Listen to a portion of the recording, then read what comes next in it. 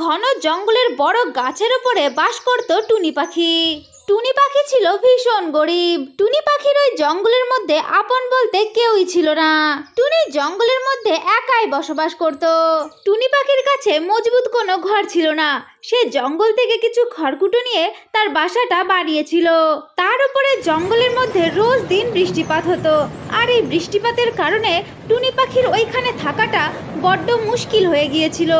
একদিন টুনি তার বাসার মধ্যে বসেছিল, আর বাইরে প্রচন্ড বৃষ্টি হচ্ছিল। হে ভগবান, এই বৃষ্টিটা তো থামার নামই নিচ্ছে না। প্রত্যেক দিন রাত্রেবেলায় এই বৃষ্টিটা হয়, আর এই বৃষ্টি হলে যে আমার প্রচন্ড ভয় লাগে। কিন্তু আমি অত সহজে হার মানব না, কারণ আমি একজন মা হতে চাই। এরপর পরের দিন যখন টুনি পাখি কিছু দানা নিয়ে তার বাড়িতে আসে, তখন টুনি পাখি তার বাসার মধ্যে দুটো ডিম পাড়ে। হে ভগবান, আমি তো দুটো ডিম দিয়েছি। এটা তো কোনো চমৎকার ছাড়া আর কিছুই না। প্রত্যেকটা দিন আমি এই ঝড় বৃষ্টির কারণে ভয় পাই। আমার সঙ্গে কেউ নেই, কিন্তু এখন থেকে আমি আর ভয় পাবো না, কারণ তোরা দুজন আছিস আমার সঙ্গে। এখন আর আমাকে এই বাসার মধ্যে একা একা থাকতে হবে না। আমি ওদেরকে নিয়েই বাঁচবো। এই কথা বলে টুনি পাখি তার হাত দিয়ে ডিমগুলো ছুঁয়ে দেখতে থাকে, আর খুশিতে তার চোখ দিয়ে আনন্দ অশ্রু ঝরতে থাকে। এখন আমি আর এই বাসার মধ্যে একা নই, আর এই বাসাটা শুধু বিচালি দিয়েই তৈরি নয়, এই বাসাটা তো এখন ভালোবাসা দিয়ে তৈরি। আমি তোমাদের কথা দিচ্ছি, আমি তোমাদেরকে সব সময় রক্ষা করব। আমি সব থেকে বাহাদুর মা হয়ে তোমাদেরকে দেখাবো। এরপরে বৃষ্টিটা কমে যায়। এখন টুনি পাখি মনে মনে ভাবতে থাকে সে এখন বাইরে যাবে আর কিছু খাবার নিয়ে আসবে, আর সেইগুলো খেয়ে তার শরীরে একটু শক্তি যোগাবে। আরে বাচ্চারা, তোমরা বাসার মধ্যে একটু একা একাই থাকো। আমি এক্ষুনি বাইরে যাব আর কিছু খাবার নিয়ে তাড়াতাড়ি তোমাদের কাছে চলে আসব। এই কথা বলে টুনি পাখি কিছু পাতা দিয়ে ডিম দুটোকে ঢেকে দিয়ে সেইখান থেকে চলে যায়। ঠিক সেই দিনকার ওই জঙ্গলের মধ্যে একটা শিকারি চলে আসে। ওই শিকারি জঙ্গলের মধ্যে কোনো শিকার খুঁজতে থাকে। ঠিক তখনই ওই শিকারি টুনি পাখির বাসাটাকে দেখতে পায়। তখন ওই শিকারি টুনি পাখির বাসার নিচে গিয়ে দাঁড়িয়ে পড়ে। আরে ওইখানে কি দেখতে পাচ্ছি? মনে হচ্ছে দুটো ডিম। আরে বাহ, আমার তো খুব খুশি লাগছে।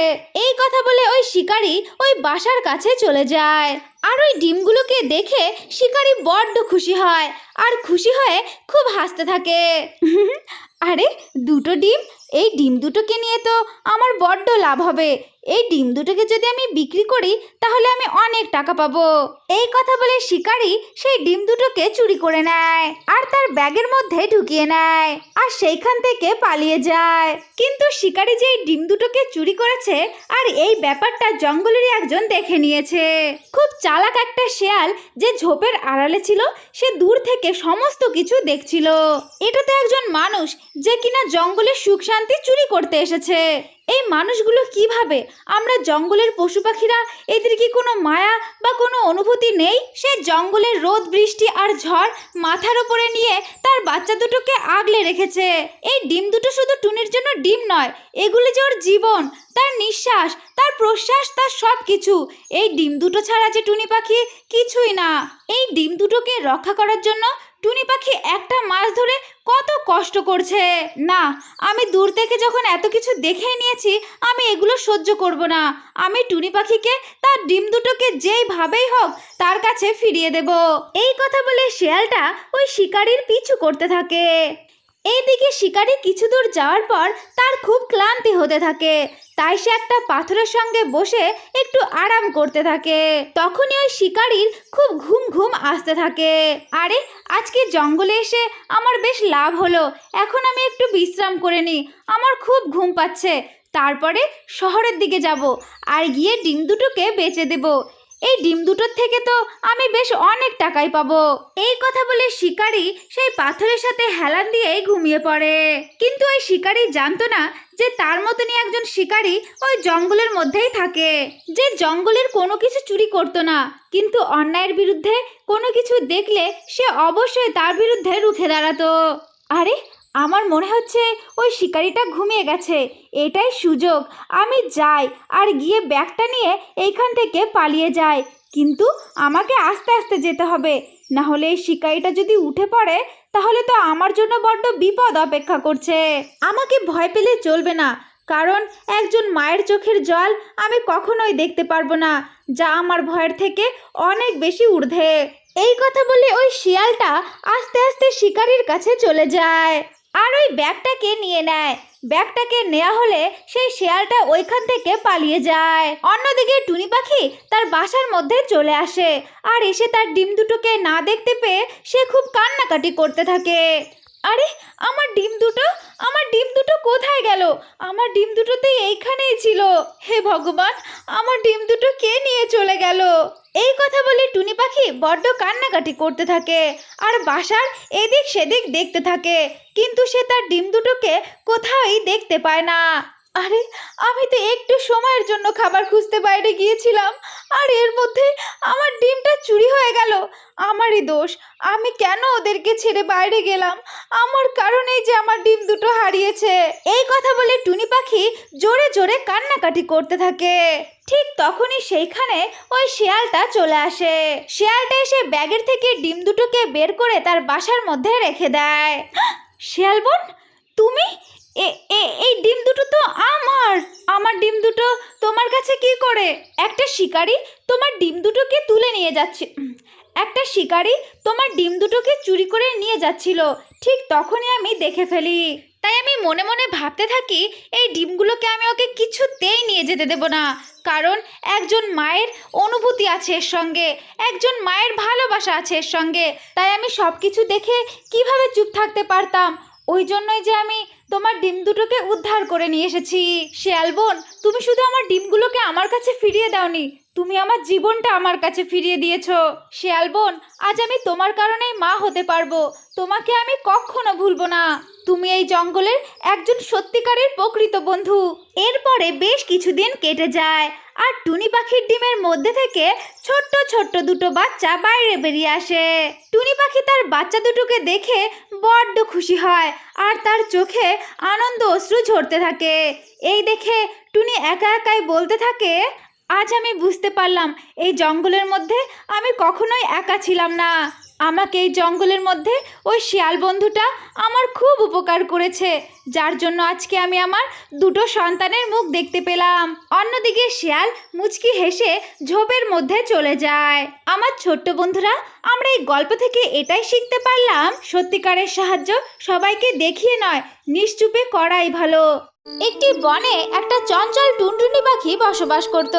টুনটুনি পাখি গুনগুন করে গান গাইতো আর সাথে নাচও করত। এই কারণে জঙ্গলের সব পাখিরা টুনটুনিকে ভীষণ ভালোবাসতো, কারণ টুনটুনি সবসময় মিষ্টি মধুর গান শোনাতো। কিন্তু হঠাৎই একদিন ওই বনের মধ্যে একটা চালাক কাক চলে আসে। ওই কাকটা ছিল ভীষণ দুষ্টু। কালু কাক ওই বনে এসে ভাবতে থাকে, সে যদি এই বনের মধ্যে তার বুদ্ধি প্রমাণ করতে পারে, তাহলে এই জঙ্গলের সকলে তাকে ভয় পাবে আর অনেক সম্মান করবে। কাক যখন এই সমস্ত কথা ভাবছিল, ঠিক তখনই কাক দেখতে পায় একটা টুনটুনি পাখি তার গাছের ওপরে বসে আছে আর বসে বসে গান করছে। টুনটুনিকে দেখে কাকের মাথায় একটা দুষ্টু বুদ্ধি চলে আসলো। এই টুনটুনি পাখিটাকে দেখে তো মনে হচ্ছে টুনটুনি নিজেকে নিজে খুব মহৎ ভাবে, তার জন্য এত মিষ্টি সুরে গান গাইছে। আমি একে উচিত শিক্ষা দেখাবো, তাহলেই তো এই জঙ্গলের সকলে আমাকে ভয় পাবে।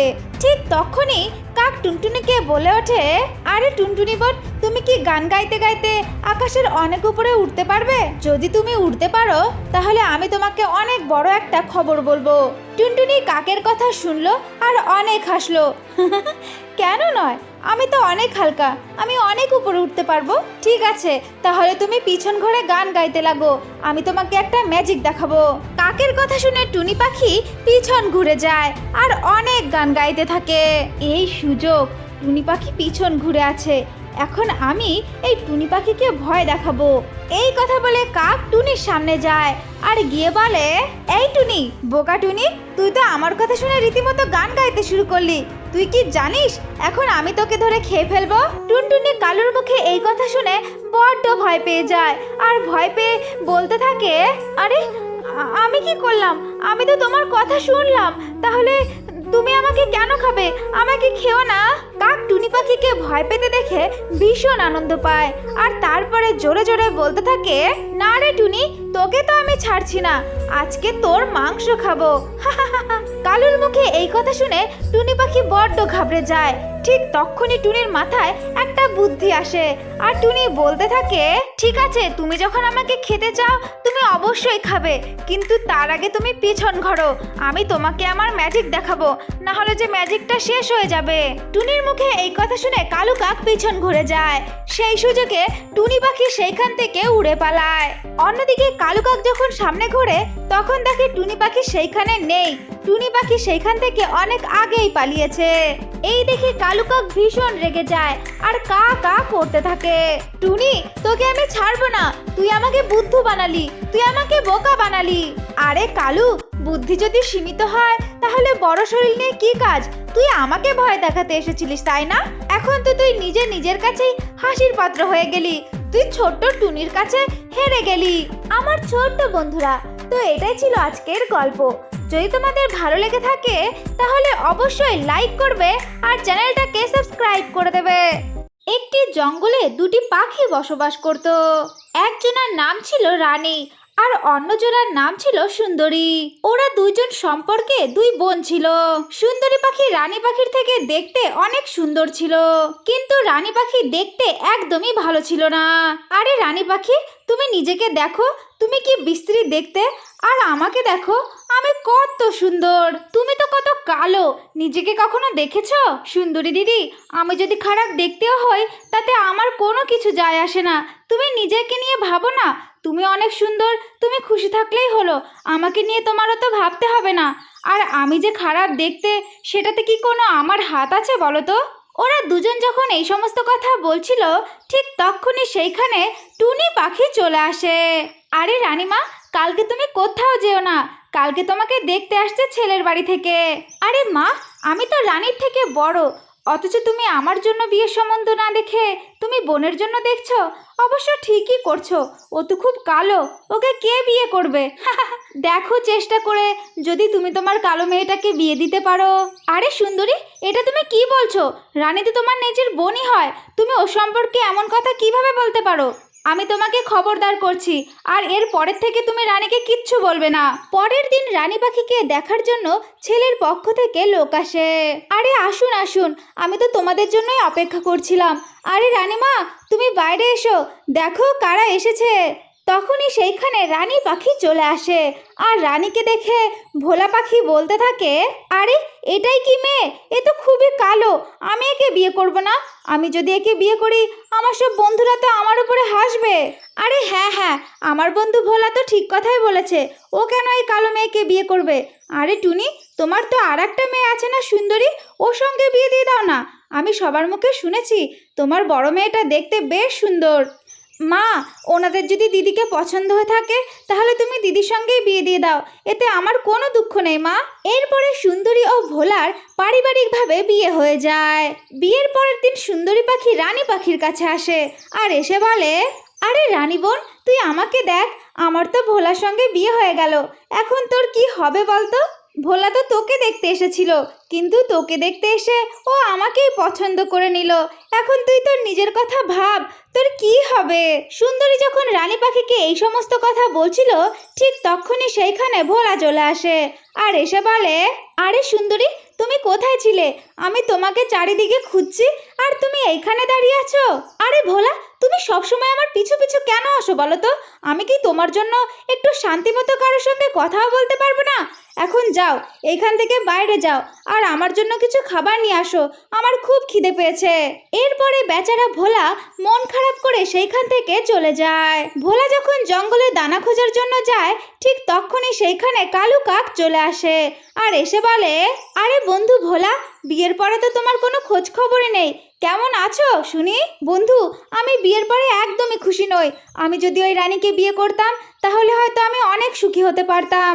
ওই সুন্দরী তো নিজের রূপের দেমাগে নিজেকে অনেক কিছু ভাবে, আমাকে পাত্তাই দেয় না আর আমাকে গাধার মতো খাটায়। রূপ দেখে বিয়ে করে আমি বড্ড পস্তাচ্ছি। এটা আমার করা একদম ঠিক হয়নি। এখন আমি আমার পাপের ফল পাচ্ছি। এইভাবেই বেশ কিছুদিন কেটে যায় আর সুন্দরী পাখি ভোলার উপর অত্যাচার আরো বেশি বাড়িয়ে দেয়।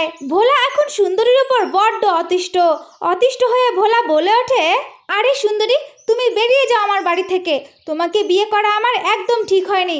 এখন আমি বুঝতে পারছি রূপই সব কিছু নয়। আমি যদি তোমাকে বিয়ে না করে তোমার বোনটাকে বিয়ে করতাম, হয়তো আমি অনেক সুখী হতে পারতাম। এখন তুমি যাও, বেরিয়ে যাও। আমি তোমার সঙ্গে আর সংসার করতে চাই না, তুমি চলে যাও। তখন সুন্দরী তার নিজের ভুলটা বুঝতে পারে আর সেইখান থেকে মন খারাপ করে রানী পাখির কাছে চলে যায়। রানী বোন, তুই আমাকে ক্ষমা করে দে। আমি তোকে কত উল্টোপাল্টা কথা বলেছি। এখন আমি বুঝতে পারছি এই সমস্ত উল্টোপাল্টা কথা তোকে বলা আমার একদম উচিত হয়নি। তুই আমাকে ক্ষমা করে দে। ঠিক আছে দিদি, কোনো ব্যাপার না। তুমি তোমার ভুলটা বুঝতে পেরেছো, এটাই অনেক। আর আমি তোমার উপরে রেগে নেই। নাও, আমি তোমাকে ক্ষমা করে দিলাম। এরপরে ওরা সব পাখিরা ওই জঙ্গলের মধ্যে সুখে শান্তিতে বসবাস করতে থাকে।